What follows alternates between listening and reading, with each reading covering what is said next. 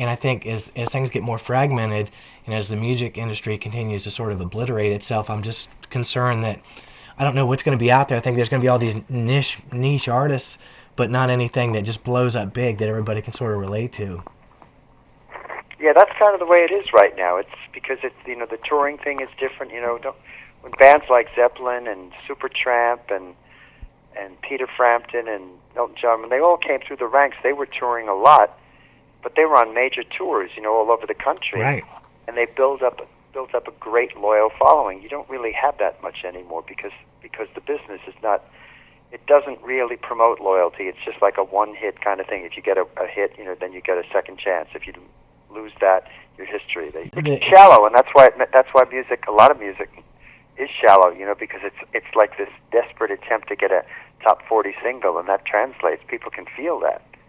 Oh, sure, yeah. It becomes just this formula, and so we've had a lot of discussions about this technology, and the new distribution model for music is it could save the industry and kill it all at the same time. Because right now it's exciting because we can go out there as music fans and find a lot of small releases and independent bands, but on the other hand, again, there's not this collective thing. There's not going to be a super group where we can all go, wow, yeah, Fleetwood Mac Rumors. We all had that record. That's right. No, that's absolutely right. Well, it's just going to have to be.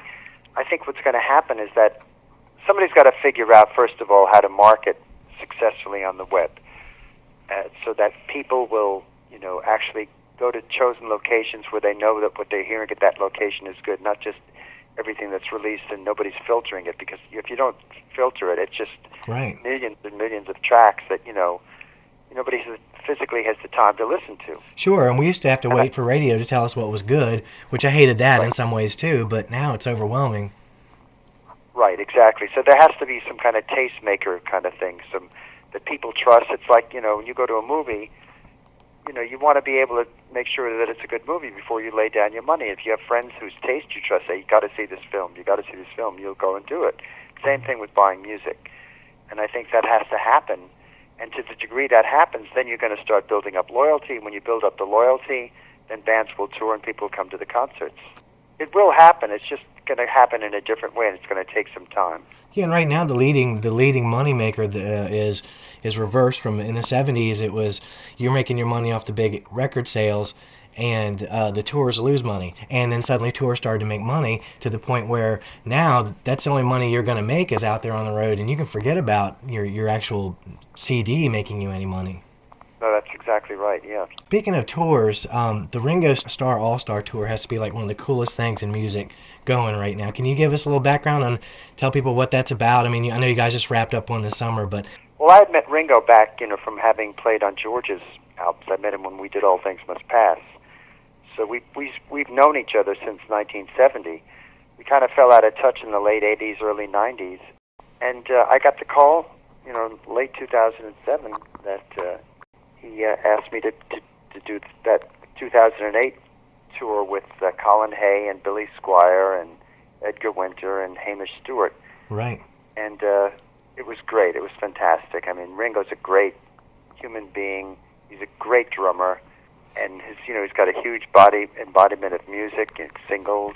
He's generous too because he lets you guys. What's cool about it is, like this last go round, it was Wally Palmer of the Romantics, Richard Page of Mr. Mister, you, Rick Derringer, and he also lets you guys have your songs as part of the set. I mean, you do that's Dreamweaver. Part of the concept of the All-Star Band. Each artist has to have 2 big hits, and they get to play them through the course of the set.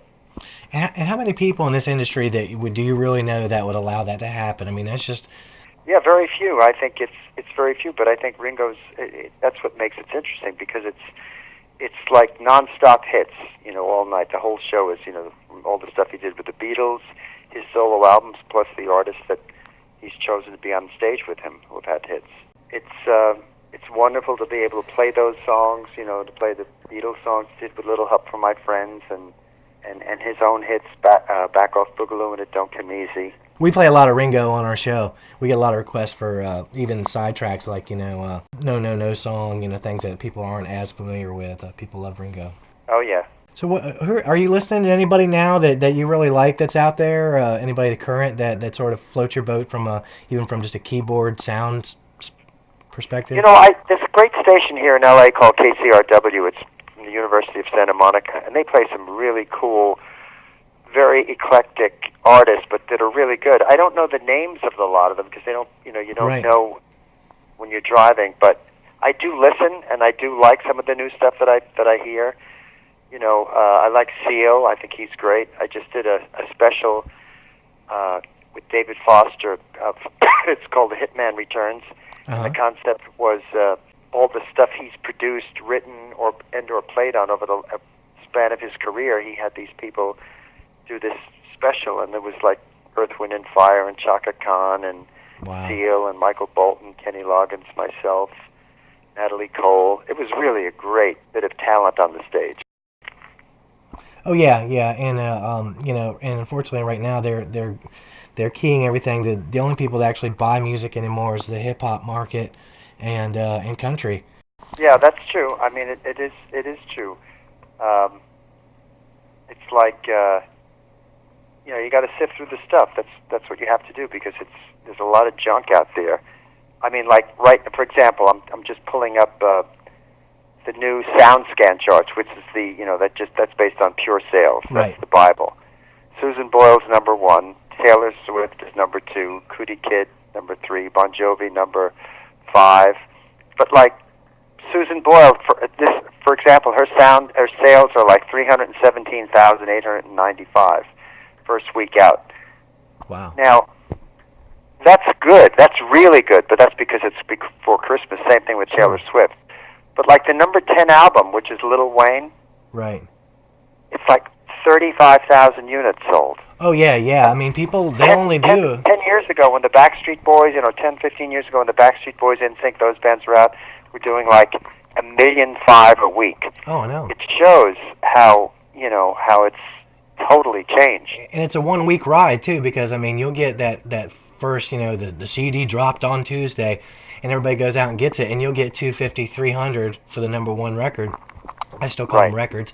And then it's gone. Yeah, that's true. Anyway, I'm really happy with my new album. I wanted to mention to you too on my website, which is thedreamweaver.com. Okay. I have this new kind of special thing, which is it's called an ohm pendant. Yeah, I saw that. Yeah, it's kind of cool. It's got a little USB drive inside. You pull it apart like you would like a little necklace, and inside is this drive, and you plug it into your computer, and it's got my whole album plus bonus tracks, which include a song I wrote with George Harrison and a remake of Love Is Alive that I do with my son Dorian. He's got a great voice. Right. Plus the original demo of Dreamweaver that I wrote on acoustic guitar and several other things from that time frame. That is really cool. Interviews with me on making the album, so it's quite a cool thing. When I did at the 50th anniversary of Island Records with Spooky Tooth 2 years ago in London, they were passing them out there, and I thought that was a great idea, that they did that just with all the artists that were on Island that performed on that show. So we just decided to do that, to put it out, because I think it's a unique way to give somebody something different that they don't just have like on a CD. The idea of doing that all together, we just thought that's kind of like what people are doing now, making things special, putting them out so that, in a different way that nobody's done it before. Right.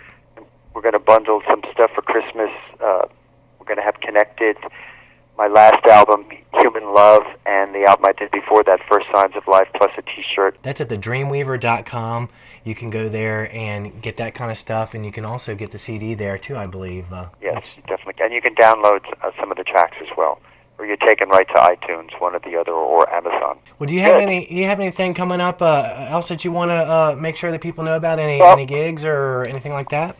The David Foster special will be broadcast in March, and there'll also be a CD and DVD coming out of that. Wow. And I was interviewed for the new biopic that Martin Scorsese is doing on George Harrison's life.